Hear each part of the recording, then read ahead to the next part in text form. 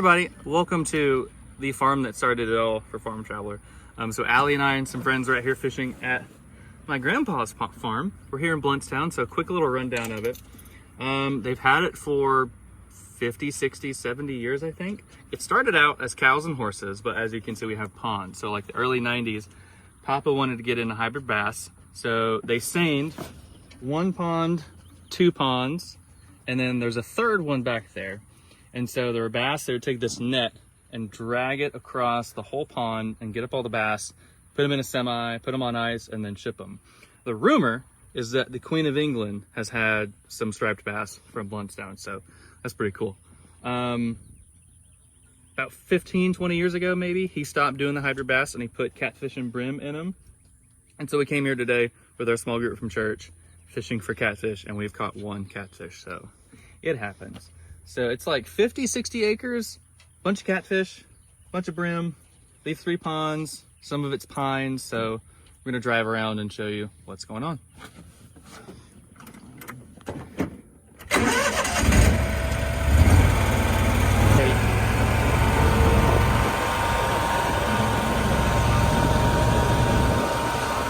All right, so most of the property is pines. As you can see, this big old little, I guess, teenage pine tree behind me.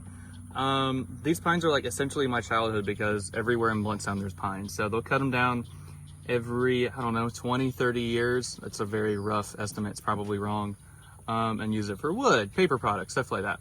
And then they'll replant them. So this is the second crop of trees since I've been alive. They cut them down a couple of years ago. This is just like random trees that have been planted here randomly. There's a timber stand back here, Allie, if you want to point it that way. So you can kind of see it. There's like a bunch of timber planted that way.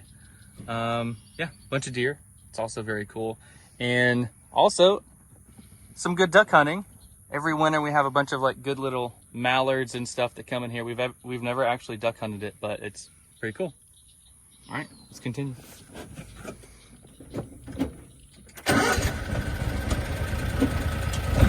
Hold on, Sadie.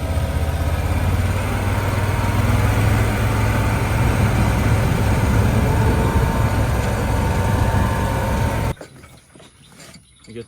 Okay, so these paddle wheels are a relic of the past, aka they used them a couple years ago.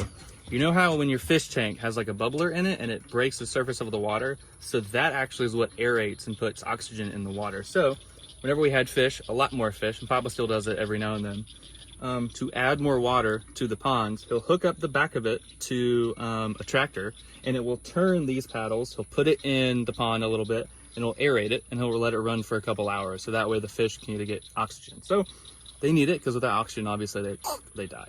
So, yeah, cool. So this is a farm, small farm.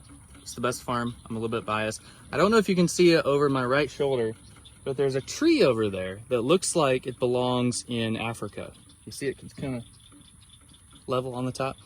We've always called it the Africa tree because it looks like it belongs in the Sahara or, I don't know, the jungles over there. Looks really cool. Very out of place. But this is the farm. This is all that started it. I like it. Papa might be selling it, so it's kind of surreal to be here again. Kind of cool. But yeah, thanks for visiting the OG farm with Farm Traveler. See ya.